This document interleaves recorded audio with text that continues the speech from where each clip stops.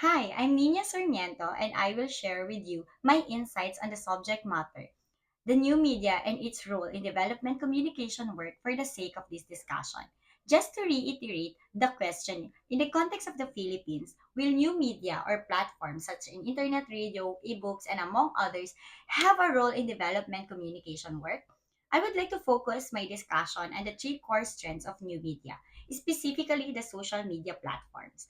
For the sake of conciseness and systematic flow of discussion, I will start on the accessibility and reach, followed by cost effectiveness, and lastly, the crisis communication and disaster response.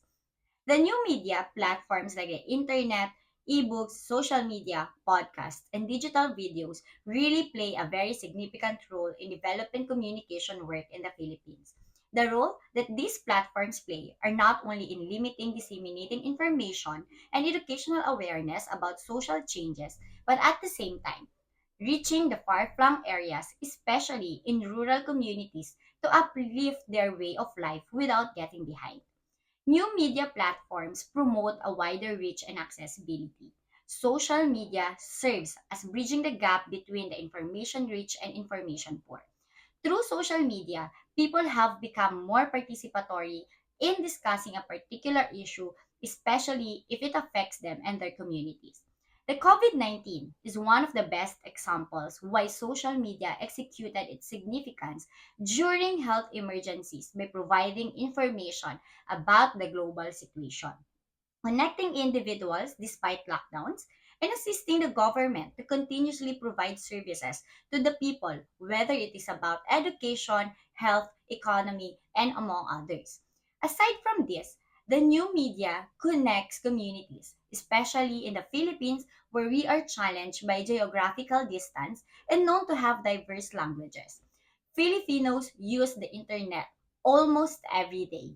Development communication practitioners access mainstream media to the communities where they are usually underserved by using the internet to engage with communities.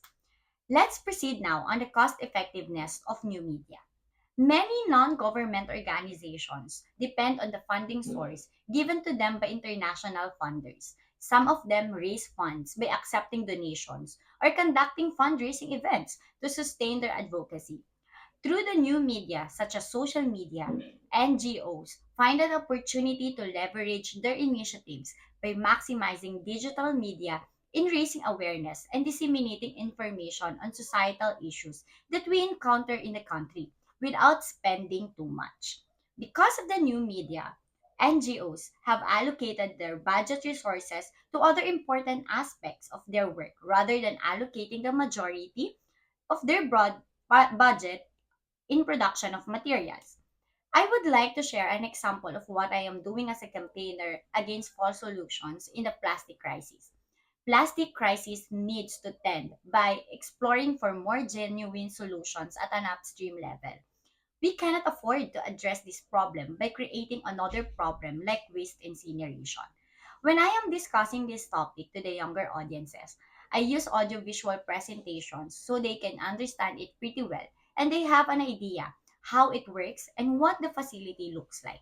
Audiovisual presentations are sustainable to us because you do not have to produce the same material again. We can also post it through social media platforms such as Facebook and YouTube.